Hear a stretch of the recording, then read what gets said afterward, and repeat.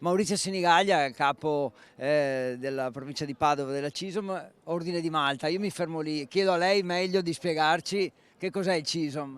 Il CISM è la branca operativa dell'Ordine di Malta ed è il corpo che si occupa di assistenza e primo soccorso qui in Basilica da molti anni, dal 2000.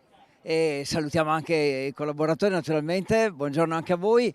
E in quanti siete e come siete organizzati a Padova? A Padova siamo una cinquantina di volontari, oggi abbiamo circa 60 volontari, 8 medici, 6 infermieri e assieme a noi anche una ventina di amici dell'Associazione Nazionale Carabinieri che ci danno una mano nel soccorso di questa giornata. È un ambulatorio questo vero e È un proprio. ambulatorio mobile. Facciamo andare prima Sandro, no, andiamo prima noi, prego, ci fate strada così ci... Allora vado prima. Abbiamo un nostro volontario che vi spiegherà una Ah, ok, azione del mezzo.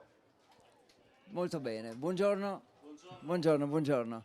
Siamo entrati nell'ambulatorio per capire come siete organizzati. Lei chi è intanto? Scusi la domanda così diretta. Io sono Aldo, sono un soccorritore e faccio servizio con questo ambulatorio, intercambiabile con altri colleghi, dove c'è una differenza tra l'ambulanza, per cui un intervento immediato di urgenza e emergenza, a quello che può essere questo mezzo per uno stazionamento, per un qualcosa che ci chiedono, come è il caso di questo evento.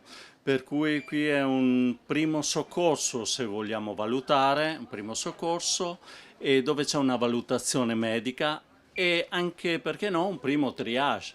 Per cui in base alle persone, in base ai disturbi che possono avere, come è successo questa mattina, che di solito sono disturbi di pressione, per cui qualcuno con la pressione alta, qualcuno con la pressione bassa. Qui viene fatta una valutazione tramite il nostro monitor di pressione arteriosa, saturazione e nell'eventualità un ECG ecocardiogramma che lo richieda il medico.